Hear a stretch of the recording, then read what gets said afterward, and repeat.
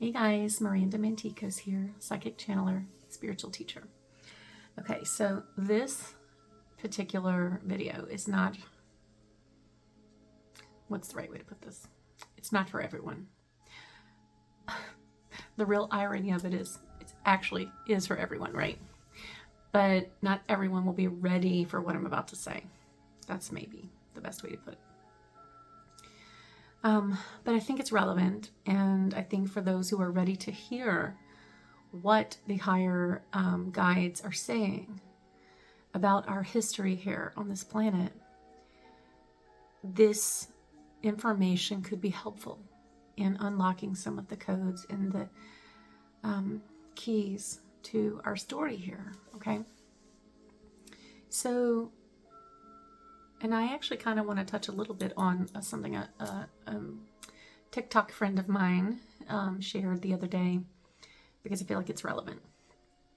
Okay, so her name, I'll try to tag, I'm going to tag a few people in the comments, okay, that I feel like are really tapping on some deeper truths, okay? And I do feel that we collectively are telling the story here. This is not a one person channeling a message, telling the story. The wisdom of the collective is what's being called forth right now during this time for a reason, okay? It is the course of wisdom to have every single person on the planet embody some of the wisdom, okay, that will collectively tell the story. Okay, so how can I explain this?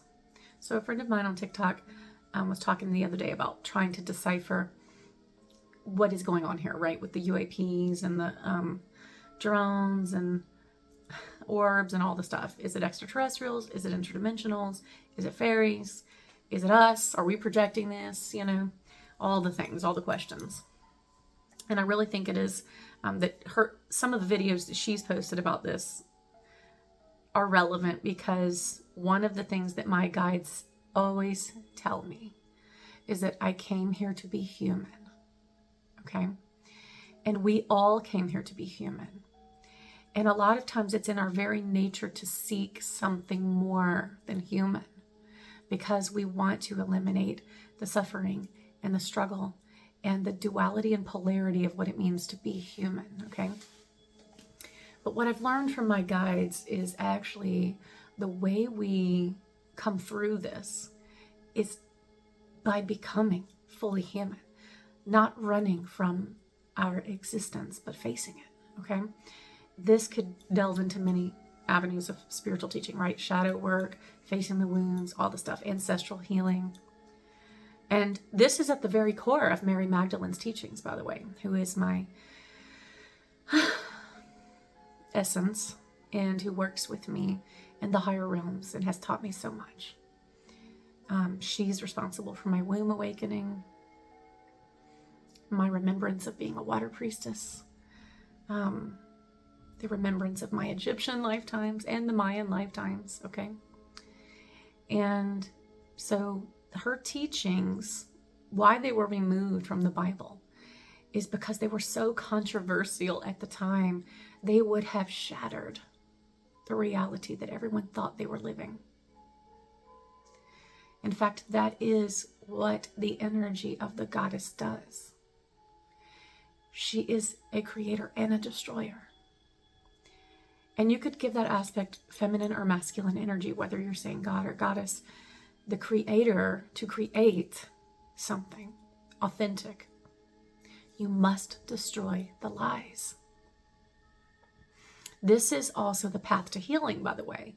And that's why when I first began my spiritual practice, and my guides were helping me navigate what to call my business, okay? What to call myself, how do I put myself in a niche or niche when there are so many things coming through me right now from the higher realms that there isn't a way to put a label on it, right? We kind of, as humans, we want to label things.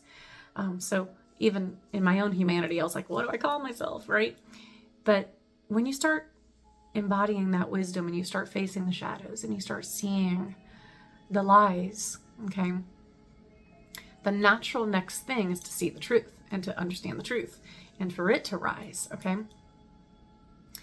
So this is the path that Mary Magdalene has had me on for about, I guess, 8 years now, probably my whole life, but knowingly 8 years, okay? And something keeps coming up, and I feel it's time to say it. And I just don't know if you're going to understand, but I feel like some of you will. That's why I'm like, should I say it? Should I not say it? But it came up. So I'm talking to a friend this morning. And by the way, her name is Nefertiti. She'll probably see this later. And I told her, I said, I'm going to make a post about this because I feel like it's worth saying. But I think it is no coincidence that she works with me in the office, and she is named Nefertiti, which I know is from her higher self, giving her clues, right, to herself. And my other dear friend who works with me in our office has actually had a remembrance of the life of Cleopatra, which many people have. But that access to the Akasha is very, I'm sorry, I'm also feeling like great release as I clear this from my throat, so forgive me. You know, she's remembering what the goddesses have done and helped, and how many ways they have served the collective for so long. And anytime I've dreamed of the goddess, by the way, she comes to me in different forms. She always looks a little different. Many times I've seen her crying, many times. And I didn't know why yet, you know, until she revealed more to me. I knew of the suffering of humanity. I knew because I was in ministry for 32 years of my life. So from my birth, I've been in ministry. So I have, I guess in a sense, served the community for a long time in different ways. Now I still serve the community, but in a different way. But all those years of seeing what happens to people, right? When they don't have food, they don't have shelter, they don't have a father, they don't have a mother, they don't have community, they don't have a village. Everything has been stripped away from them. That, she's speaking right now, sorry, was intentional, on purpose, to destroy the collective remembrance of what it means to be divine, connected to source, part of it.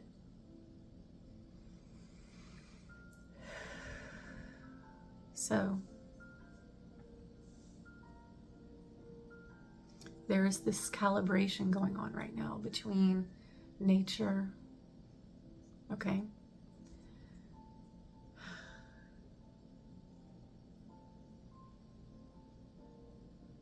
I'm sorry, she's speaking.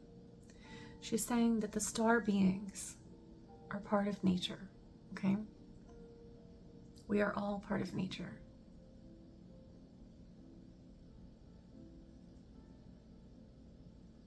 But there was an abuse of nature, a misalignment, and it was an attempt to harness a realm, okay, and not allow it to return to source the way it was supposed to.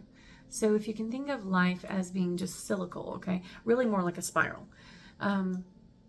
There's this journey up, there's this journey down, and that is something that both the Atlantean has always taught me, okay?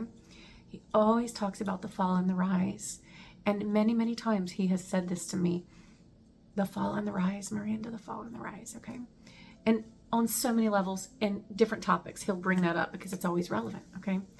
So we are in, as many astrologers know, just a natural time for ascension. We're in a cosmically supported time for ascension. So you could say ascension is inevitable, okay? But how difficult this looks for humanity, how difficult it may look for you, all depends on your willingness to let go. Does that make sense? Okay. And I could say that to you over and over again on so many different things in your life. And same thing with me.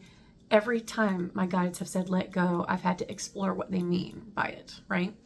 But in this instance, and for the purpose of this video, I want you to consider some possibilities, okay? I took some notes. I got such a huge download. It's probably impossible for me to say it in this video, but I'm going to do the best I can, okay? So I started getting messages from Thoth, the Atlantean, years ago now, but specifically about the land that we are on here in America, okay? And I'm just using the current name. As we remember more, we will remember what the lands were called, okay? But my guides kept saying, this is not the land you think you're on. You're on some other land, okay? And I'm like, what do you mean? And they're like, this is the ancient land. And I'm like, okay. You know, I know that I'm indigenous. I am part Choctaw Nation. But I was like, are you referring to our lands? Like, you know, the native story? And they were like, yes and no.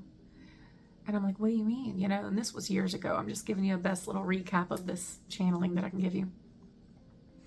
But they started talking about ancient Egypt. And they were like, this is the ancient land of Egypt. And I'm like, what? So trust me, I'm like, what do you mean? You know, like we have artifacts and structures and things left standing in this other area that we consider Egypt, right? Now, keep in mind, you know, I've been a student of theology technically most of my life, but also ancient history.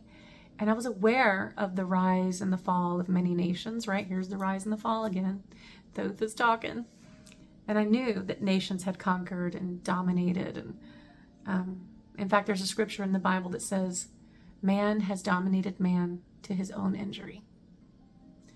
The story of domination has plagued humanity for too long. But, so I thought, well, maybe he's saying, you know, during the Egyptians, you know, most powerful years, maybe they inhabited this land. Nope, that's not what he was saying, okay? And I'm like, okay, all right. Well, if I'm going to be able to let go of what I thought I knew, I've freaking really got to let go. What the hell, okay? So I'm like, okay, all right, I'm listening. Talk to me. And they started giving me little, I'm going to call it nuggets of like, here, look at this. I'm like, okay. And I went to the Library of Congress's site to look up the rivers, okay? Because they have like all kinds of old articles you can find on just about anything, but this was about the rivers, okay? And I found this article, and it was like no accident, okay? About how they used to say, like this was a published newspaper article that used to say that the Mississippi River was the longest river in the world. And I don't know why my guides had me looking at it at the time. I think I now kind of get it a little better. But I was like, what? I'm like, isn't that the Amazon River? You know, is that the longest river in the world? And, you know, and then I was like, or maybe the Nile. You know, I'm trying to figure it out in my head. And I'm like, why are they showing me this, right? And at the same time that they showed me this, I got this download about the river I grew up next to. I grew up on the beach, okay, in South Mississippi on the coast. But the river that flows there into the ocean is called the Singing River. So at the same time, I'm getting this download from those people who ascended in that river, and their song actually still hums through the river, and no scientist can explain why it does this, okay? It just sings. It's amazing. So frequency, vibration is so real. Everything is part of it, okay? But they got my attention on the rivers. I start looking at the rivers. I start looking up all these articles, and I find this old article from 120 years ago or whatever about how they used to say this was the longest river in the world where we live, okay? And I'm like, what? Why would they do that? They blew it off as propaganda. They were like, no, you know, they were trying to get people to move here, and so they were trying to lure people into this area. What? Okay. So I'm listening to Thoth, and he's telling me things, and little nuggets started coming, right? Then I have a friend come in. I'm going to tag her in this video too. And comes in and starts telling me she's getting downloads about rivers and energy and all the stuff, okay? And I'm like, oh my gosh, that's what my guide said too. And we start talking about it, okay? And we realize there's something going on here with the rivers. in all the lands that they touch, okay? And each city being a portal. And it empties here in New Orleans, okay? And the New Orleans, by the way, is called the boot state. I don't know if any of you guys know this, but in history here, in the schools here, they teach that, and it makes this boot all the way up the Mississippi, okay? So it looks like, our state looks like the bottom of the boot, I guess, is the whole thing. And I'm loosely talking about that because it's been so long since I've read it, I could be saying it wrong, but basically, it's like we're at the bottom of it.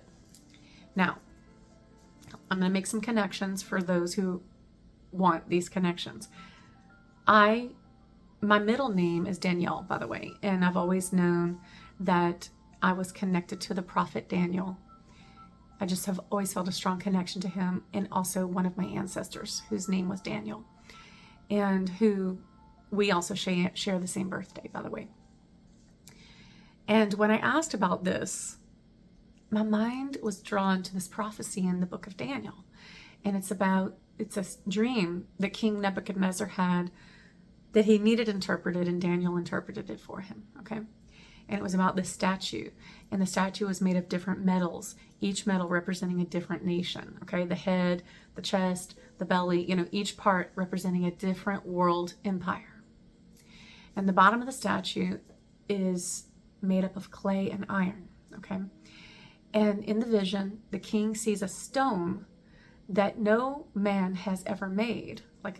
It's not from this world, basically. And it's hurled from the sky, and it destroys the feet of the statue, which are made of clay and iron, and the whole thing falls. Here we go with the fall, right? Now, I'm going to bring in some, I guess allegory is the right word, or maybe a metaphor, of the body of you and me, and how this is taught in metaphysics is, the kingdom is the head, right? As far as in metaphysics, I'm not talking about anything else right now. Descending that kingdom down, right, into the feet. So think about the snake energy and the dragon energy. One is a descent and one is an ascent. So one is going down, one is going up. And this is a process. When you bring the attention into other areas, okay? How can I put it? Inside your own body and inside your own mind and inside your own understanding of reality, you begin to destroy anything that's not you. As a collective, this is what we're doing right now with what we think is our reality. The very thread of our reality is being undone for a reason. This goes back to the ancient weavers, okay? The creator beings that weave light into everything. Anything that is not truth cannot hold in the fabric of life. It has to be undone. So as we undo these things and descend into the knowing of our other parts and that whole statue and what it was and what it meant and everything, what I see, now many people have interpreted that scripture, but what I saw when I looked at it was iron and clay are made of two totally different materials, but combined, look at your human body. Your human body is, what does the Bible say? Made of dust, right? We know we are of earth, okay? But we also have metals in the body, and some of them useful, right? We know the human body can use gold, it can use copper, it can use different metals. Iron, right? Okay. But did you know that there are certain elements of iron that the human body cannot metabolize? It really can only metabolize plant-based iron. And there's a whole thing about this with the DNA and certain blood types that cannot metabolize. I don't even know what you would call it. I don't even know what would I call it, guys. It's not the most organic form of iron, what you would get like in a typical supplement. So always be mindful of that, by the way. Plants are the best way to get your iron, okay? And you can metabolize that. So for me, the healer, when I look at that dream and that statue and the prophecy of the destruction, the fall of all the empires, okay? I see there's something mixed in with the clay. Clay is authentic, okay? Clay is humanity. Clay is real. And something about that iron is not, okay? Now, let's go deeper, okay? Because I want to talk about ancient Egypt a little bit and what my guides said about this. But first, the stone that's hurled out of the heavens that destroys the foot of the statue and brings the whole thing down, okay? So there are some that believe that ancient Atlantis, which was really ancient Egypt, in the way that I've been told from my guides, okay, was destroyed by a stone, okay? Like an explosion. Now, when I channel on this, I've heard that fragments of that went everywhere. And I'm not saying too much about that because I feel like it's not ready for the public yet. But, you know, some information is being protected right now, even with channelers, okay? Certain, like my guides, they don't always tell me everything, right? They only give you what you can handle. And I don't share these messages until I'm told that it's okay. So just imagine a very powerful crystal that was both a creator and a destroyer at the same time, okay? So more than one element, just like the foot of the statue, okay? And just like the embodiment of being human. There are many elements that make you what you are, okay? So when I saw the vision and when I went back and even looked at it again today when I was speaking with Nefertiti, I was like, you know, we are the collective body of the stone. And in its wisdom, it went everywhere and not in just one place because it would no longer be utilized in that way. So if you looked at ancient stones as wisdom keepers, pillars of our world, they, you know, I talked about this a little bit before, but stones and crystals maintain their molecular structure. They don't change for you. They reflect what they are, and you, the water, reflect back what it is teaching you, okay? So there's just like elemental connection between these things. So look at it like in wisdom, goddess distributed her power everywhere. That's what I'm getting.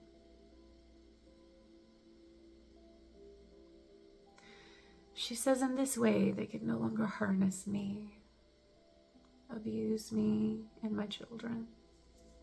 She has distributed herself in so many places. I feel this really strongly. And even I feel her peace. This is also why the story has been covered up for so long. So I'm going to give you some numbers and key codes here for those who are meant to remember the real story, okay?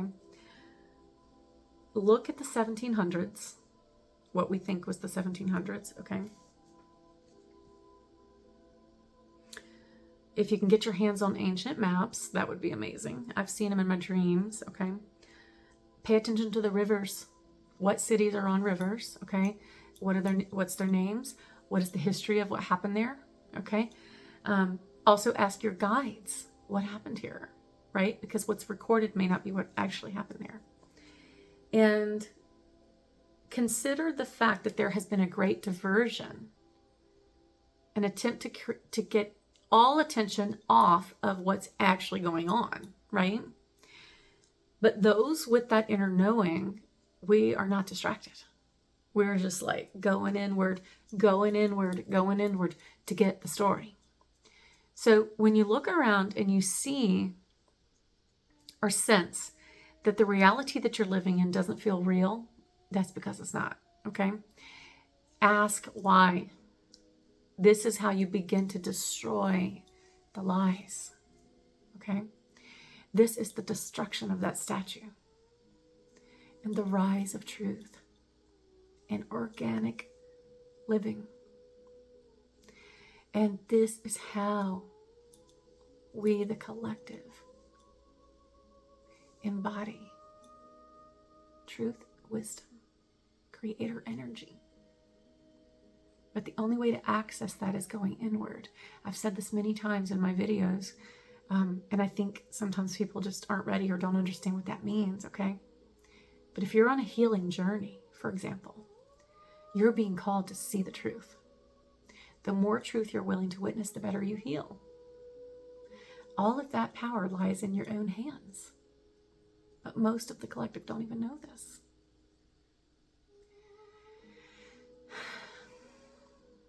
I can just hear her. She's just like, yes. Because many times I've seen the goddess in my dreams. And sometimes she'll look like Mother Mary to me, just with those same kind of garments. And very, very tall. And she'll hand me something beautiful, or she'll give me something. But other times she'll look like a nature being, very covered in like flowers and with a beautiful flowing gown. And she kind of looks, she's multicultural, I guess, or what we call in New Orleans like Creole, but like French, African, Spanish. I'm not really even sure. When I see her, she's just a blend of so many different beings in one being. And very beautiful and very passionate, very intense. This is why I think not everyone in every lifetime, connects with her on that level. I think everyone is connected to the goddess on some level, right? Because of being part of creation. But the energy there is very fiery. So I don't think it's for everybody. But it will be when everyone is ready. Does that make sense? So to make this come together, I want to add one more little tidbit to the story. Because sometimes I think when people are reading the Bible, they don't understand what they're reading, right? And I'm not very religious. I've said that before. I grew up religious. I don't like the oppression. I don't like the abuse that I've seen there. I'm not saying every religion is bad. I'm not saying every church is bad. It's not for me, okay? Even though I love the people of the community, and I love where their heart is at and what they're trying to do. What most people don't know is they are not teaching even the Bible story the way that God intended for it to be taught. There are so many things left out of it on purpose. So no one ever really gets a true understanding unless they get into the Holy Spirit. And that's in that goddess energy, right? The Sophia. So they have to be led by the Spirit or they'll never understand what it was saying. So if we look at the ancient story of Egypt before the flood, okay, which is the flood of Atlantis. The Bible talks about the flood, but it's the flood of Atlantis, okay? Get into the story of Moses. I have seen Thoth show me Moses as being a version of him. And think of the stone tablets and the staff and everything he had that resembles Thoth, okay? But the problem was the people were fickle, for one, so I want to talk about that for a second. That's relevant even to our current situation. But remember that the whole story is that they had to break out of Egypt because they had been enslaved, okay? Because of what happened with Joseph. Hundreds of years before that. Feels like a reset, right? A little bit like a reset. Feels like what we're dealing with. But they were liberated from it because of a teacher, okay? Now, Moses didn't want this job. According to the Bible, he was like, I'm not even fit for this, right? But according to the scriptures, he was chosen for it. But what this tells me is that somehow he was awakened to it, is what I'm feeling. Was awakened to the higher knowledge and realized that the oppression and domination of people could no longer be tolerated, okay? And it's interesting, too, that cyclical story has repeated itself throughout human history, that those who have been oppressed have also oppressed, okay? If you wanted to call that the story of privilege. All people experience on some level some type of privilege, right? On the backs of other people. And it's this repetitious circle of domination that we came here to liberate. Okay? Now, when the people asked for a leader, God told them they didn't need a leader. That's in the Bible. But they wanted a leader. Okay, here's the problem. And I want to say this because as a spiritual teacher, I feel like it's my duty to say this. And this is what me and Nefertiti were talking about this morning. Any true spiritual teacher is not going to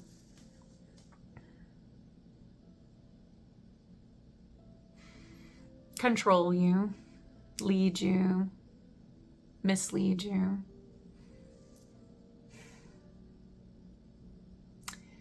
They're going to point you towards your own power.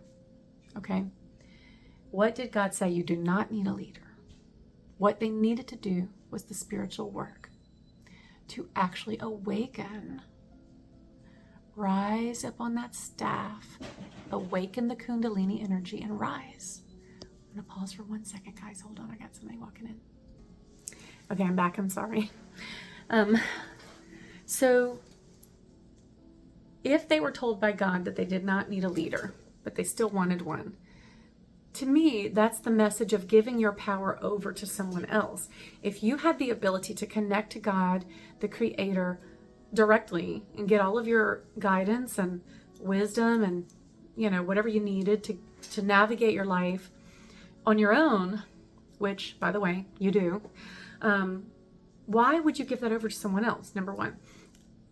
Also, when God's coming back and telling them they don't need it, this gets into what I said earlier, the work, doing the work to awaken. So many do not want to do the work, okay? And I hate to call it work, but it is, okay? However, it leads to a great reward, okay? So what I mean by that is being willing to calm your mind, still the mind, okay? Get into the body, connect with Mother Earth, connect with the goddess, allow yourself to be taught, okay? And for me, this journey began with Mary Magdalene, okay? Hearing her true story, the story of the feminine, the rise of the matriarchy, and the calibration of the two energies, the masculine and the feminine, bringing together the sacred union, bringing together, creating the divine child, which is everyone, okay? So this is a very relevant, actually, video and story. And I believe if you probably looked into any ancient holy book or a book that people consider holy, you could glean this wisdom from all of them. But you'd have to have an open mind. You'd have to not be taught by the construct. You'd have to be taught by the spirit, okay? And that requires some surrender on your part, okay? And it did with me too. And just about everything I ever thought I knew in my life, God turned it upside down and brought me to a whole new place, okay? But in this place is where I discovered myself. And, I think that's priceless. And I think it's something that God wants for every human on this planet. And if we were to connect that with the story of the UAPs and the orbs and the visions people are having, what's happening is the grand remembrance. And as we remember more and more that this is not what was supposed to be going on here, right? And keep in mind, sometimes struggle is necessary to get people there, okay? Like, how many people are living their lives without compassion for the suffering of others? Many. So what is it going to take to get those communities to wake up and realize that the current version of humanity is enslavement to a system that's costing them everything? Why do you think these beings are showing up to help, to awaken the collective? Does that make sense? This is why I know that all the people who are seeing these ships, seeing these orbs, who are communicating with them, no matter who these people are, whether they're spiritual or not, whether they're psychic or not, a lot of them are just what we would consider regular people. Every single one of them, I see them as part of the collective team that came here to help waken humanity and do their part by showing what's really going on, right? And this is why also just however much I can, I try to heart and like and support any video that I think is contributing to awakening, okay? Because it is so important to me, and has been my whole life, to see humanity come to a place of love, sovereignty, togetherness, all the things, okay? And I feel that we are going to do it, but we have to wake up. And when I started deeply channeling the Christ consciousness, the Mary Magdalene Christed being, and Yeshua Christed being, all this consciousness, which is so many Akashic lifetimes. It's not just one that we know of in a story, okay? It's many. This was where they brought me to question everything. And yeah, awakening can feel like you're being undone, unraveling. It can feel like you're losing your mind. But in a sense, that is what it takes. If you're going to deprogram programmed thinking, I know this from breaking out of a religion that was cultish, that was so high control that I didn't know how to be outside the box, right? I had to find out, but what had to happen to get me there? Destruction of what I thought was true. Okay. On some level, every human is being called to do this right now. Forget what you thought you knew. Okay. Start asking your spirit guides what is actually real. This is why ancestral connection is so important. This is what the indigenous people know, right? They knew to consult the ancestors. Consulting your ancestors and being connected to them and remembering the ancient ways, okay? The ancient ways of connecting to the womb and connecting to the waters and knowing yourself, okay, is also what keeps you from being deceived, okay? So discernment is super important right now. It's always been important, but really right now, okay? And just trusting, which is really difficult to do, especially because so many have had their trust violated, okay? But one person that you really can trust is yourself. This is why this is an inside job. This is not an outside experience. This is an internal experience. And the more we each do this, navigate this process, swim up the river like a koi fish and become the dragon. Go against the stream. This leads to source. If you want to get to the source of the river, what do you have to do? And actually, that is probably going to wrap this video up because I have another one I'm going to make. If you're interested, this one is going to be about the witch wound and feeling the pain of the goddess. And I think it's all important. I hope that what I just said, I know this is a long video, oh my gosh, but guys, how can we teach ancient spiritual wisdom in 5 minutes? We cannot. Takes lifetimes, okay? So in the grand scheme of things, this is a short video with lots of golden nuggets, okay? And when you're ready, it will come across your page, okay? And I encourage you to listen to it with an open heart. Also know that I love all people, and I love even the place that our world is calling Egypt. I'm just telling you that this is what Thoth told me. And there's a huge cover up here in this country, and I don't think it can be hidden anymore. I just don't. I think too many people are waking up to it. I am going to tag a few people that have commented a little bit on some similar things. And yeah, this should be interesting. This is going to be interesting. All right. I love you guys.